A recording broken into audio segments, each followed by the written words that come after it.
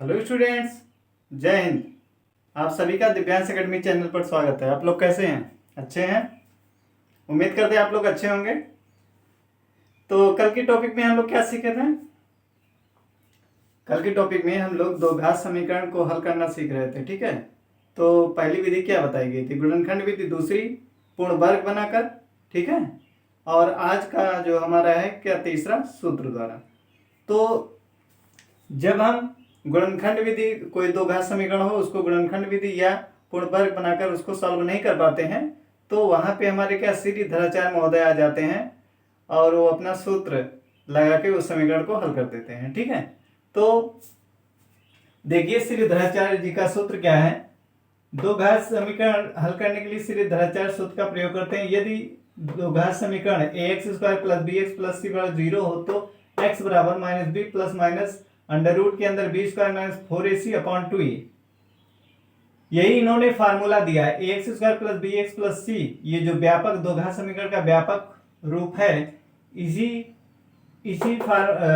समीकरण के लिए श्रीधराचार्य ने सूत्र दिया क्या, x बराबर -b plus minus under root के अंदर b² - 4ac/2a, ठीक है। तो इस टाइप का जो ये व्यापक रूप है दो घात समीकरण का, इस टाइप का कोई भी दो घात समीकरण होगा, ठीक है, दो घात समीकरण होगा, तो उसको क्या करेंगे, यदि वो गुणनखंड विधि या पूर्ण वर्ग बनाकर सॉल्व नहीं हो रहा है तो श्रीधराचार्य का फार्मूला लगा देंगे। ये फार्मूला यही है उनका, ठीक है। तो आइए क्वेश्चन सॉल्व करते हैं। दिया है 9x² - 10x + 2 बराबर 0। तो सबसे पहले क्या करेंगे, इसको लिख लीजिए 9x² - 10x + 2 बराबर 0, ठीक। अब क्या करेंगे, ये हमारा समीकरण 1 हो गया। फिर व्यापक रूप वाला समीकरण लिख लीजिए ax² + bx + c बराबर 0। ये समीकरण 1 और 2 हो गया। समीकरण 1 और 2 के गुणांकों तथा अचर पद की तुलना करने पर, ठीक। तो तुलना करेंगे, कितना हो जाएगा, a बराबर हो जाएगा 9। x² का गुणांक यहाँ a है, x² का गुणांक क्या है, यहाँ 9 है, तो a बराबर हमारे 9 मिल गया। फिर x का गुणांक यहाँ b है, x का गुणांक क्या है, यहाँ -10 है, तो b बराबर क्या मिल गया, -10। अब यहाँ अचर पद c है और अचर पद यहाँ क्या 2 है, तो c बराबर क्या 2 मिल गया हमें, ठीक। इतना समझ में आ गया होगा। 1 और 2 के गुणांकों तथा अचर पद की हमने तुलना कर ली, ठीक है। तो गुणांक क्या होता है, x² के सामने जो लिखा हो उसका क्या गुणांक है, x के सामने जो ये भी गुणांक है, और ac अचर पद है और 2 भी क्या है, अचर पद है। हो गया। फिर अब इसको क्या करेंगे, इस फार्मूले में रखना है, x बराबर -b plus minus under root के अंदर b² - 4ac/2a। इसमें रखिए, x बराबर क्या हो जाएगा, b के स्थान पे कितना है, -10 है, प्लस माइनस b² कितना है, -10 का स्क्वायर, -4ac। a कितना है 9 और c कितना है 2/2a। 2a कितना है, a है 9, ठीक है। अब ये कितना हो जाएगा, देखिए कितना हो जाएगी, ये माइनस है, माइनस अंदर है, गुणा करके क्या +10 हो जाएगा, प्लस माइनस यहाँ पे -10 का स्क्वायर कितना 100 होगा, और ये 4 9 36, 36 दूना क्या होता है 72 होता है, ठीक है। ये हो गया, और ये 9 दूना 18 हो गया। इतना आया समझ में। अब क्या करेंगे, अब x बराबर हमारा जो आया है, इसमें x बराबर लिखेंगे 10 प्लस माइनस, अब देखिए 100 में से 72 घटाएंगे कितना आएगा, 28 आ जाएगा, ठीक। अंडर रूट 28 बटे में 18। अब इसमें देखिए 28 का गुणनखंड जब करेंगे तो 2 1 के 2, 2 दूना 4, फिर 2 7 14, ठीक, फिर 7 1 के 7, तो इसका गुणनखंड क्या है, 2 × 2 आया, तो इसको लिख सकते हैं x बराबर 10 प्लस माइनस 2 × 2 × 7, ठीक है। अब इसमें इसका जोड़ा बन गया। अब इसको हम क्या कर सकते हैं, बाहर कर सकते हैं, कितना हो जाएगा, x बराबर +10 प्लस माइनस 2 को बाहर कर लेंगे, अंडर रूट 7, ठीक, बटे में 18। अब क्या करेंगे, दो का इसको 10 को क्या लिख सकते हो, 10 को लिख सकते हो 5 गुणे 2 लिख सकते हो कि नहीं, 10 को क्या लिख सकते हैं 5 गुणे 2, 5 दूना 10। तो अब देखो 2 यहां से निकलेगा और 2 यहां से निकलेगा, ये 2 अंडर रूट 7, इसका मतलब है क्या 2 गुणे अंडर रूट 7। तो 2 को बाहर निकालेंगे यहां से और 2 को यहां से बाहर निकालेंगे, तो यहाँ पे क्या बचेगा 5, यहाँ पे प्लस माइनस अंडर रूट 7 बचेगा, यहाँ से 2 निकला यहाँ से 2 निकला, अपान में 18। अब देखिए 2 1 2 दोनों 18, तो x बराबर कितना आ गया 5 प्लस माइनस अंडर रूट 7 बटे 9। ठीक, ये है। अब एक बार पॉजिटिव चिन्ह लेने पर, पॉजिटिव चिन्ह लेने पर, पॉजिटिव चिन्ह लेंगे तो कितना आ जाएगा, x बराबर आ जाएगा प्लस 5 प्लस अंडर रूट 7 बटे 9, ये का आंसर ये आया। दूसरा क्या आएगा, अब लेंगे निगेटिव चिन्ह, निगेटिव चिन्ह लेने पर, ठीक है, ऋणात्मक चिन्ह लेंगे तो क्या हो जाएगा, यहाँ धनात्मक चिन्ह लिया गया, यहाँ ऋणात्मक चिन्ह, तो x बराबर आ जाएगा 5 माइनस अंडर रूट 7 बटे 9। ये क्या आ गया, आंसर आ गया। x के दो मान आ गए, एक पॉजिटिव लेने पर आया और एक निगेटिव लेने पर आया, एक धनात्मक लेने पर और एक ऋणात्मक लेने में आया। समझ में, इतना आपको समझ में आ गया होगा। ठीक है, क्या करते हैं, जो दो घात समीकरण दिया रहेगा उसको हम व्यापक रूप से क्या करते हैं, उसके गुणांकों और अचर पद की तुलना कर लेंगे, फिर x, ये जो श्रीधराचार्य का फार्मूला x बराबर minus b plus minus under root b square minus 4ac upon 2 इसमें मान रखेंगे, फिर सॉल्व करेंगे तो x का मान हमें प्राप्त हो जाएगा। ठीक है, आया समझ में। तो और कुछ पॉइंट है, आगे देखते हैं। तो श्रीधराचार्य फार्मूले से हमने एक क्वेश्चन किया, आपको समझ में आया होगा। फिर अब अगला पॉइंट हमारा क्या, दो घात समीकरण के मूलों के लक्षण। ठीक है, nature of roots of a quadratic equation, quadratic equation है। ठीक है, nature of roots of a quadratic equation. दो घात समीकरण ax square plus bx plus c बराबर 0 तथा विविक्तकर d बराबर b स्क्वायर माइनस c, ये दो घात समीकरण का व्यापक रूप है, और ये विविक्तकर d बराबर क्या होता है b square minus 4ac discriminant. ठीक है, तो ये जो डिस्क्रिमिनेंट है d, यदि ये d बी स्क्वायर, ये d यही डिस्क्रिमिनेंट यानी विविक्तकर, इसको क्या बोलते हैं विविक्तकर, हिंदी में बोलते हैं, इंग्लिश में क्या है डिस्क्रिमिनेंट बोलते हैं। ठीक है, तो ये विविक्तकर जो है बी स्क्वायर माइनस 4ac यदि क्या हो जाए ग्रेटर देन और इक्वल 0 हो जाए, तब क्या हो जाएगा, तब समीकरण के मूल क्या होंगे, वास्तविक होंगे। ठीक है, यदि दो घात समीकरण दिया है उसमें हम क्या निकाल लें, विविक्तकर निकाल लें, डी बराबर बी स्क्वायर माइनस 4ac, यदि ये क्या ग्रेटर देन और इक्वल किसके 0 के बराबर है, तो समीकरण के मूल क्या होंगे, वास्तविक होंगे। क्या होंगे, वास्तविक होंगे। ठीक है, अब इसी में पहला पॉइंट दिया है, यदि b ग्रेटर देन 0 अर्थात b square minus 4ac greater than क्या 0 के, यदि ये हमारा ये विविक्तकर जो है b square minus 4ac greater than 0 हो जाए, यानी क्या हो जाए पॉजिटिव, ग्रेटर देन 0 का मतलब क्या होता है कि पॉजिटिव। ठीक है, पॉजिटिव हो जाए, तब समीकरण के दोनों मूल क्या होंगे, वास्तविक तथा असमान होते हैं। तो समीकरण के दोनों मूल कैसे होंगे, वास्तविक तथा असमान। कोई दो घात समीकरण दिया रहेगा उसमें हम विविक्तकर डी निकाल लेंगे बी स्क्वायर माइनस 4ac, यदि वो ग्रेटर देन 0 आता है यानी 0 से बड़ा, ठीक है, यानी वास्तविक संख्या, तो दोनों मूल कैसे होंगे, वास्तविक तथा असमान होते हैं। इसी में दूसरा पॉइंट, यदि डी बराबर 0 अर्थात विविक्तकर हमारा जो है बी स्क्वायर माइनस 4ac ये क्या हो जाए 0 के बराबर हो जाए, तब समीकरण के दोनों मूल वास्तविक तथा बराबर होते हैं। ठीक है, कोई भी समीकरण दो घात समीकरण दिया है उसमें हम क्या विविक्तकर यदि निकालते हैं बी स्क्वायर माइनस 4ac, अगर वो 0 के बराबर आ जाता है तब दोनों मूल कैसे होंगे, वास्तविक तथा बराबर होंगे। ठीक है, तीसरा पॉइंट है इसमें, यदि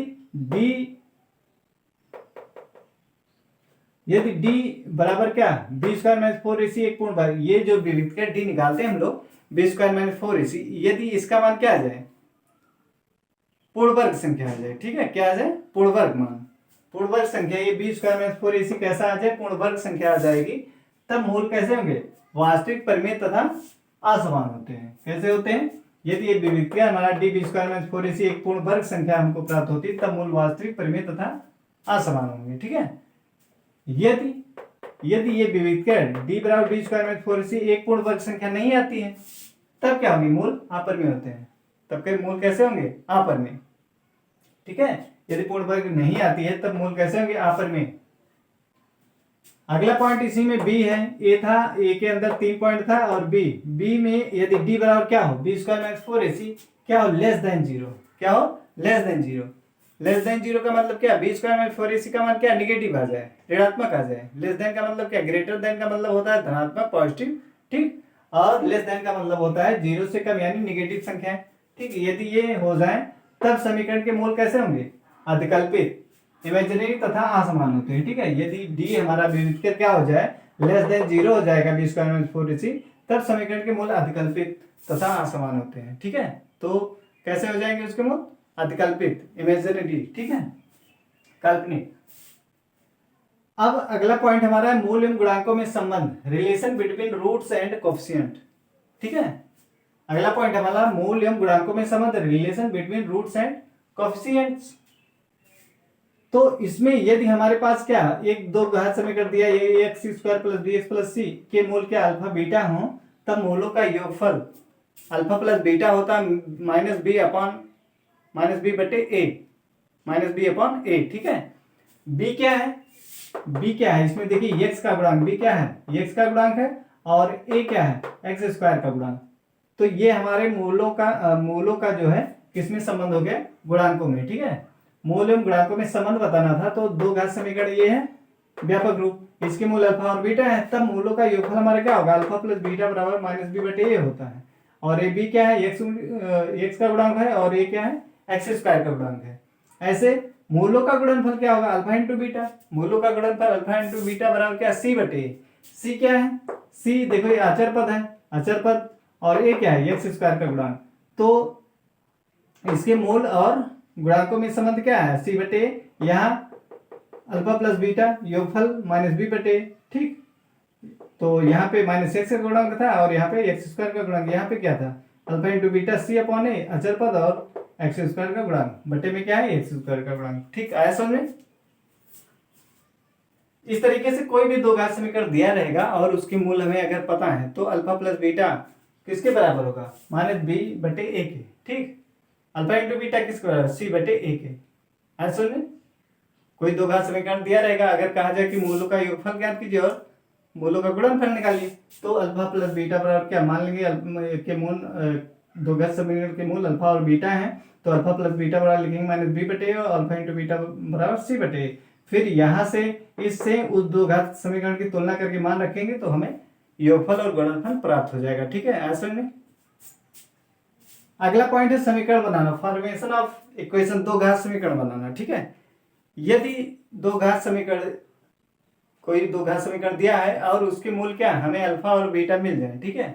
यदि हमें अल्फा और बीटा उनका मूल प्राप्त हो जाए, तो क्या करेंगे, इस फार्मूले में रख देंगे x square minus alpha plus beta into x plus alpha into beta, तो हमें क्या मिल जाएगा, अभीष्ट दो घात समीकरण प्राप्त हो जाएगा। यदि हमें कहा जाए कि दो घात समीकरण प्राप्त कीजिए जिसके मूल क्या है, अल्फा और बीटा है, ठीक, तो हम क्या निकालेंगे, मूलों का योगफल और मूलों का गुणनफल।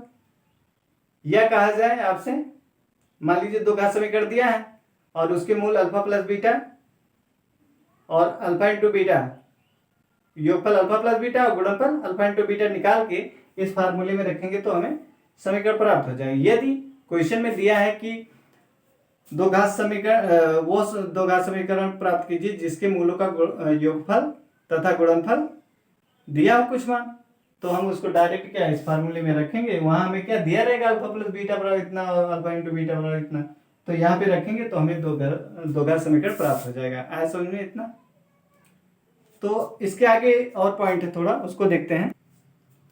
इसके आगे हम देखते हैं अगला पॉइंट, उभयनिष्ठ मूल कॉमन रूट, ठीक है। उभयनिष्ठ मूल क्या है, कॉमन रूट। यदि दो द्विघात समीकरण दिए गए हों, तो दो घात समीकरण दिए गए हों, कितने, दो द्विघात समीकरण दिए गए हों, अगर X square plus B X plus C बराबर 0 और A dash X square plus B dash X plus C dash equal to 0, इस प्रकार दो द्विघात समीकरण दिए गए हों, तो यदि उनमें एक मूल उभयनिष्ठ होगा, ठीक है, तो उसके लिए कंडीशन क्या है कि B C dash minus B dash C, क्या है, बी सी डैश, ठीक, फिर बी डैश सी, फिर सी ए डैश और माइनस सी डैश ए, ठीक। ये लिखा गया सी a dash minus c dash ए, फिर इक्वल में क्या लिखा है सी ए डैश, जो यहाँ नीचे लिखा है वही ऊपर लिखा है c a dash minus c dash a, upon में क्या लिखा है A B dash minus A dash b, a B dash minus A dash B. ठीक, इसी को हम या करके क्या लिख सकते हैं, इसका गुणा कर लीजिए तिरछा, तो B C dash minus B dash सी।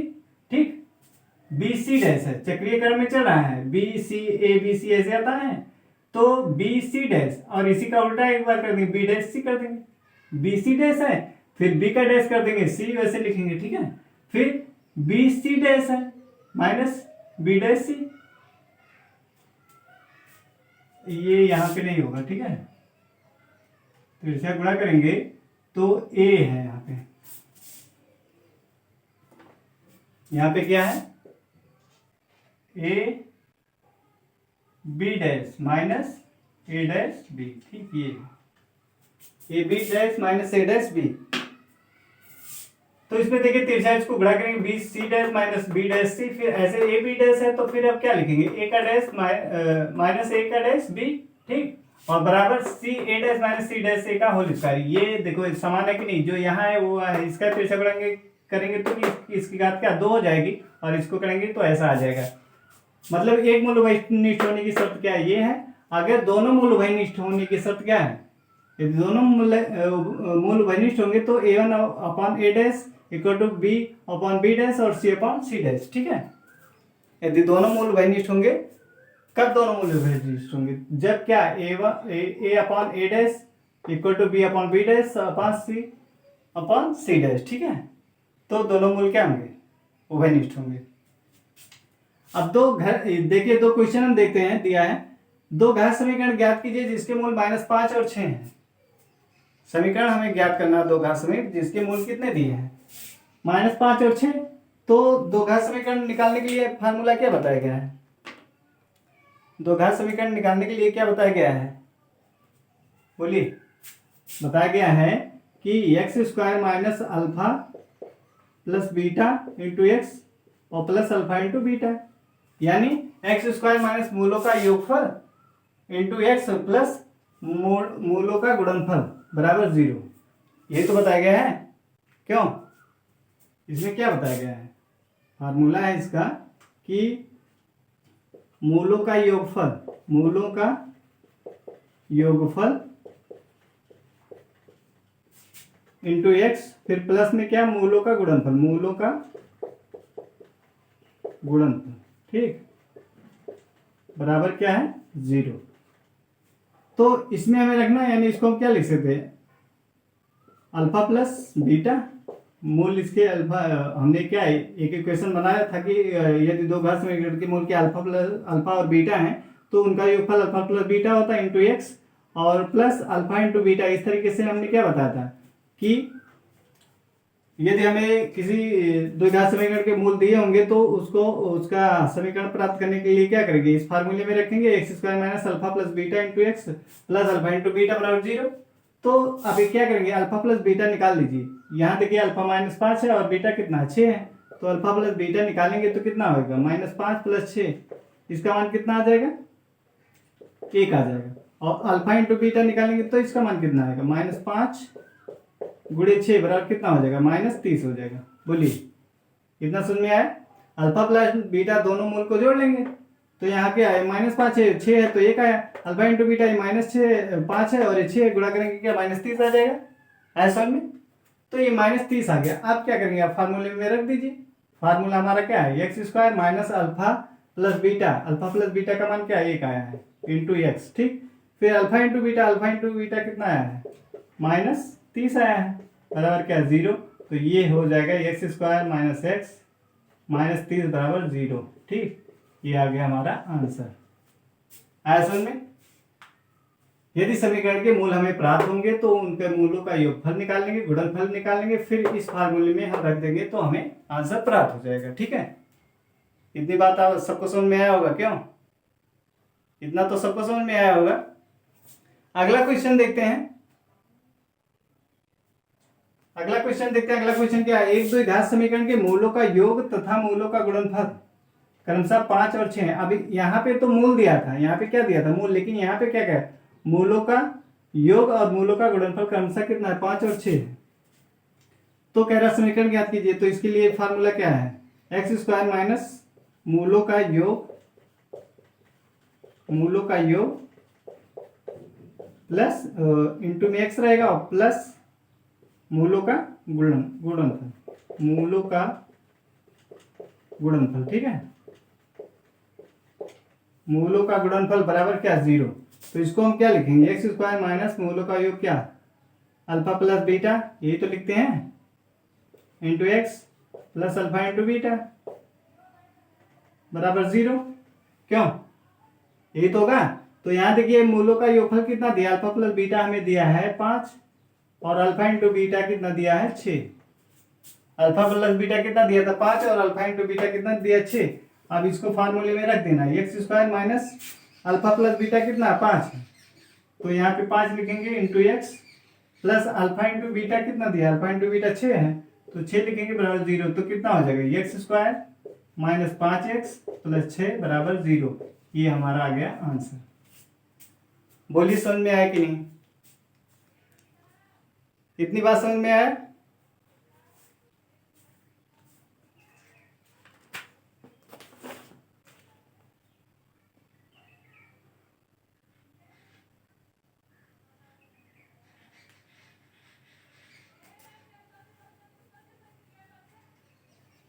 तो ये हमारा दो घात समीकरण जो टॉपिक था लगभग समाप्त होने वाला है, ठीक है। अब इस पे 2-4 क्वेश्चन और करके इसका एंड करते हैं, फिर हमारा न्यू टॉपिक क्या होगा, परसेंटेज, ठीक है, प्रतिशत। तो कल अभी इस पर हम कुछ इंपॉर्टेंट क्वेश्चन कर लेते हैं जिससे कॉन्सेप्ट क्या और क्लियर हो जाए, ठीक है। उसके बाद नेक्स्ट जो वीडियो हमारा आएगा वो क्या रहेगा, परसेंटेज पर, वहाँ पे आपको बताया जाएगा प्रतिशत क्या होता है, फिर उसको सॉल्व करना और कुछ ट्रिक भी बताई जाएगी। तो वीडियो आपको पसंद आता है तो आप वीडियो को लाइक कीजिए, शेयर कीजिए, कमेंट कीजिए, ठीक है। और आपको किस टाइप का और कौन सा टॉपिक मतलब आपको चाहिए जो आपके एग्जाम की दृष्टि से इम्पोर्टेंट हो, उसको हम विस्तार में उस पर चर्चा करेंगे, ठीक है, और उसको बेहतरीन तरीके से बताने का प्रयास करेंगे। तो आप कमेंट करके बताएंगे तो ही हम समझ पाएंगे कि आप कौन सा टॉपिक चाह रहे हैं, ठीक है। तो आप अपने मित्रों को भी इस वीडियो को शेयर कीजिए और इस दिव्यांश एकेडमिक चैनल का जो परिवार है अभी तक, उसको और बड़ा कीजिए, ठीक है। बस आज के लिए इतना ही। जय हिंद।